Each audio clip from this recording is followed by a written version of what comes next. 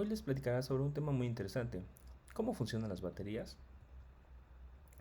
Ok, las baterías son estos dispositivos de almacenamiento de energía en los cuales los podemos encontrar en un sinfín de dispositivos electrónicos, tales como celulares, tabletas electrónicas, relojes inteligentes, autos eléctricos, autos híbridos, así como en drones, cámaras y computadoras portátiles. Por lo tanto, conocer cómo funciona una batería, así como los elementos que lo integran, es de suma importancia, ya que nos permitirá entender por qué es necesario tener un manejo responsable sobre los desechos que de ellos emanen. Muy bien, como primer antecedente vamos a adentrarnos a los primeros experimentos que se entendieron cómo funciona una batería. Luis Galvani en 1780 hizo un descubrimiento extraordinario. Él observó que los nervios de la pata de la rana se tocaban con la punta de un bisturí y por lo tanto ocurrían fuertes sacudidas de sus músculos, sin necesidad de que el aparato electrostático estuviera conectado directamente con alguna parte del animal. Estas contracciones que ocurrían simultáneamente con las chispas eléctricas de una máquina solamente ocurrían si se sujetaba a la parte conductora del bisturí y no por el mango aislante. A este experimento, Galvani lo dedujo como electricidad animal. Más tarde, en 1800, Alessandro Giuseppe Antonio Anastasio Volta debatió esta idea de Galvani y propuso que dos metales pudieran tocar el músculo de la rana y producir este efecto. Y por lo tanto, la electricidad no iba a emanar del músculo de la rana, sino de la presencia de los dos metales. El experimento consistía en una pila hecha de discos de cobre y discos de zinc, colocados de formas alternas y separados por un disco de carbón mojado en agua salada. Este experimento concluye que si un material orgánico humedecido se ponía en contacto de dos metales diferentes, cada de estos metales en contacto con las superficies opuestas, ambos metales se unen entre sí por medio de un flujo conductor de corriente entre estos. Por lo tanto, el flujo de corriente conduciría desde un lado A hacia un lado B, permitiendo que también se cerrara el circuito con los discos, con los filtros orgánicos humedecidos. En este contexto, este es un ejemplo o un esquema representativo de la pila desarrollado por Volta. Descubrió que los discos de zinc, cuando estaban en contacto con una lámina o un filtro orgánico humedecido con sal, agua con sal, y el disco de cobre, pues permitiría un flujo de iones o bien de cargas positivas, y a su vez hacia un lado se moverían los electrones en contraflujo. Este proceso lo denominaba como que el zinc era aquel elemento, el metal que perdía los electrones, y el cobre como aquel elemento que ganaba electrones, y por lo tanto se cerraba el circuito y había un flujo de corriente eléctrica. Por lo tanto, este experimento fue la base fundamental del funcionamiento de una batería, ya que la energía química almacenada por los metales y en contacto con la superficie humedecida permitiría el flujo de electrones hacia una parte conductora. Muy bien, dado la naturaleza del experimento, esto se lo conoció como ciclo de oxidación y reducción, el cual es el fenómeno que podemos encontrar en una batería, ya que la oxidación es el cambio químico en el cual un átomo o molécula pierde electrones, y la reducción es el cambio químico en el cual un átomo molecular gana electrones. Por lo tanto, en este experimento de Volta, lo que se encontraba era que el zinc pasaba de estar en un estado de carga cero a perder dos electrones. Por lo tanto, era el elemento químico que se oxidaba durante el proceso de descarga. Y por lo tanto, el cobre pasaba de estar con una carga de más 2, o sea, con una deficiencia de electrones, a ganar dos electrones. Por lo tanto, era el elemento químico que se reducía. Entonces, cabe resaltar que la oxidación y reducción siempre ocurre de manera simultánea, y el número total de electrones perdidos, que serían 2, debe ser el número total de electrones ganados, como una conservación de la energía y de la materia. Por lo tanto, este principio básico en el cual se desarrolla que la energía química almacenada en dos electrodos puede utilizarse como corriente eléctrica, y esta a su vez pues es la que se aprovecha hoy en día en los distintos dispositivos electrónicos. Este esquema es la base fundamental de la aplicación de las baterías, ya que la investigación se enfoca en generar nuevos electrodos que puedan mejorar el rendimiento del intercambio de los iones, así como de las corrientes de los que favorezca a generar baterías recargables, ¿no? Y que también tengan el proceso de carga y descarga más optimizados. En este sentido, en esta figura podemos observar que el ánodo, ¿no?, aquel elemento químico que en el proceso se reduce, puede ganar electrones y normalmente están hechos de unas láminas de grafito, o bien estas láminas de un material que puede permitir la fácil carga de los iones o de los electrones en, en, este, en este electrodo.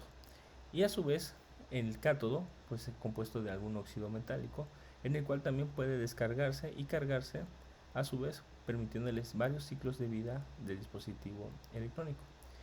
Muy bien, en términos muy generales, ya en la estructura general de un dispositivo de almacenamiento de energía como una batería de zinc, podemos encontrar el cátodo del lado positivo y el ánodo del lado negativo.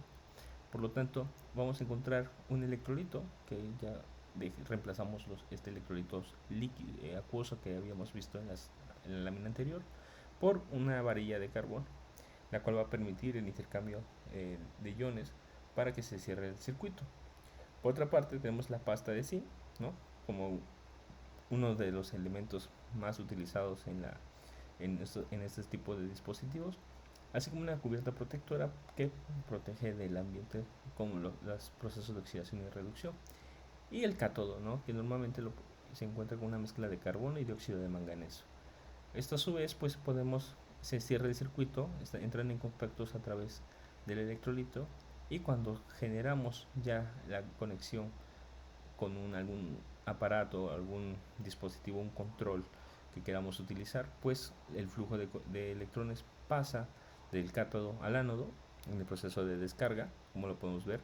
El cátodo pierde electrones, se oxida y pasa al ánodo, que se reduce. Y en el proceso de carga es a todo lo contrario.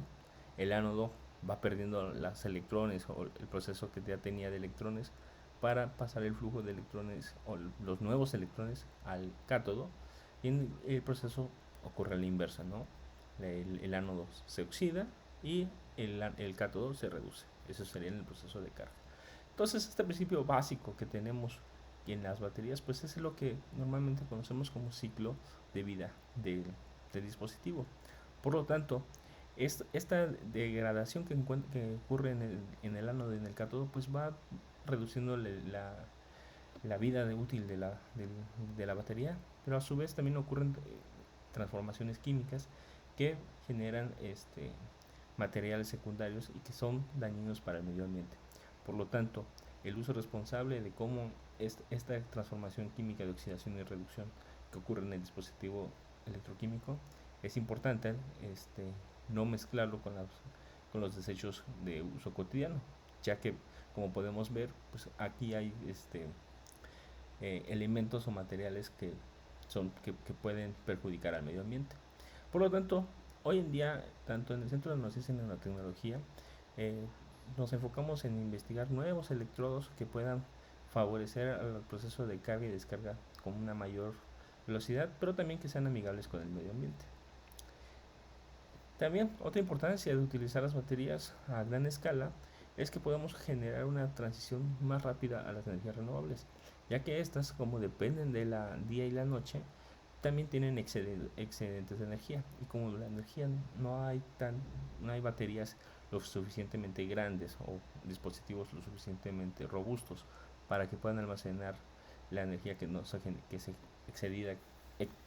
excedida en el día, pues necesitamos bancos de baterías. Por lo tanto, esto es un elemento importante a la hora de pensar en una transición energética hacia las energías renovables. Ok, a continuación vamos a hacer un pequeño experimento de cómo en el laboratorio se evalúa un electrodo. Para ello pues vamos a hacer un pequeño dispositivo, ¿no?, de almacenamiento, en el cual consta de un electrodo de grafito con parte de referencia, una malla de trabajo donde está inmerso un electrodo a evaluar, electrodo de referencia y el ácido sulfúrico como un electrolito acuoso. Muy bien, en este punto nosotros utilizamos un método muy interesante en el cual conocemos como la voltamperometría cíclica. la cual es una técnica electroquímica que utilizamos para entender el mecanismo de almacenamiento de energía de los materiales activos empleados. Y normalmente estos pues se determinan a través de su de potencia, que aplicamos un barrido o un potencial al dispositivo electrónico o al electrodo que queremos evaluar mediante un electrodo de trabajo, un electrodo de referencia que nos permite estandarizar nuestro el rendimiento de la malla de trabajo que vayamos a evaluar, y mediante un potenciostato analizamos los resultados en la computadora y encontramos estos procesos de oxidación y reducción.